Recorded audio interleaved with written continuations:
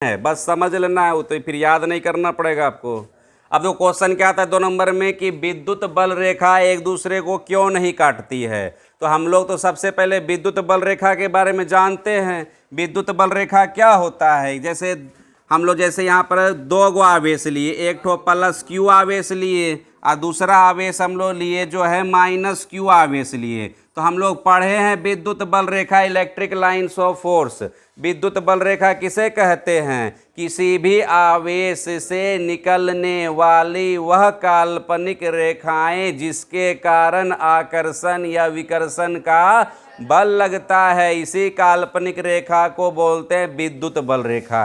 ये काल्पनिक रेखा होता है, ये दिखाई नहीं पड़ता है। तो किसी भी आवेश से, चार्ज से काल्पनिक रेखाएं निकलती है, इसी काल्पनिक रेखा इमेजिनरी लाइन ऑफ फोर्स के कारण जो है ना आकर्षण या विकर्षण का बल लगता है। और ये विद्युत बल रेखा हमेशा प्लस वाला आवेश से निकलता है, किधर जाता है? माइनस वाला आवेश में प्रवेश करता है। ये हमेशा प्लस वाला से निकलेगा, पॉजिटिव चार्ज से निकलता है, नेगेटिव चार्ज में प्रवेश करता है। धनात्मक आवेश से निकलेगा, ऋणात्मक आवेश में प्रवेश करता है। चूँकि यह आवेश से निकलता है इसलिए इसको विद्युत बल रेखा कहते हैं। अगर ये चुंबक से निकलता तो इसको चुंबकीय बल रेखा कहते हैं। लेकिन देखो इसका खासियत है, इसका खासियत क्या है कि कोई भी 2 विद्युत बल रेखा एक दूसरे को कट नहीं करेगा, एक दूसरे को नहीं काटेगा। इसको ध्यान से बनाना है आपको। चित्र एग्जाम में आ गया तो प्लस वाला से निकलते हुए माइनस वाला में प्रवेश करते हुए जो तीर का निशान बनाए हैं, तीर का निशान ध्यान से, प्लस वाला से निकलते हुए माइनस में प्रवेश करते हुए, ये विद्युत बल रेखा जहां तक जाएगा वहां तक के क्षेत्र को बोलेंगे विद्युत क्षेत्र बोलेंगे। अगर मान लो ये प्लस क्यू आवेश है, ये विद्युत बल रेखा जहां तक जाएगा वहां तक ही आकर्षण या विकर्षण का बल लगेगा।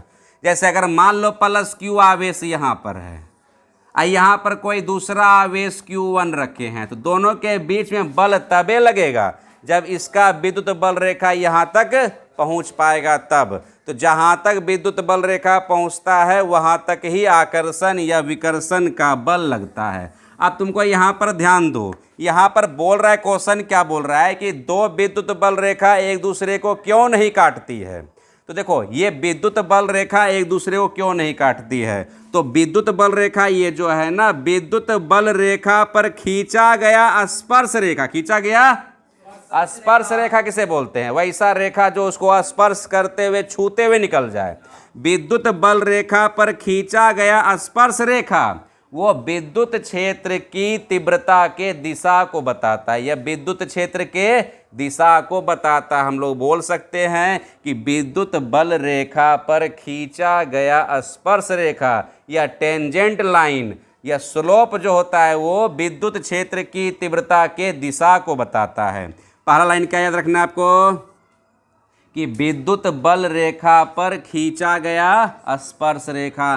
स्पर्श रेखा किसको बोलते हैं? वैसा रेखा जो स्पर्श करते हुए निकल जाए, उसको स्पर्श करते हुए निकल जाए। तो विद्युत बल रेखा पर खींचा गया स्पर्श रेखा जो है वो विद्युत क्षेत्र की तीव्रता या विद्युत क्षेत्र के दिशा को बताता है। लेकिन अगर मान लो 2 विद्युत बल रेखा एक दूसरे को कट कर देगा, एक दूसरे को, अगर मान लो 2 विद्युत बल रेखा एक दूसरे को काट दिया, तो जहां पर कटान बिंदु होगा ना वहां पर 2 स्पर्श रेखा प्राप्त होगा। और 2 स्पर्श रेखा प्राप्त होगा तो वहां पर जो है विद्युत क्षेत्र की तीव्रता का 2 दिशा मिल जाएगा वहां पे, जो कि संभव नहीं है। विद्युत क्षेत्र की तीव्रता का एक ही दिशा होगा।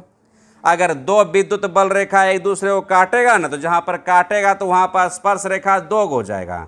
और 2 स्पर्श रेखा हो गया तो विद्युत क्षेत्र की तीव्रता का 2 दिशा हो गया। विद्युत क्षेत्र का इलेक्ट्रिक फील्ड का 2 डायरेक्शन हो गया, जो कि संभव नहीं है। एक ही डायरेक्शन होता है विद्युत क्षेत्र की तीव्रता का या इलेक्ट्रिक फील्ड का, एक ही डायरेक्शन होता है।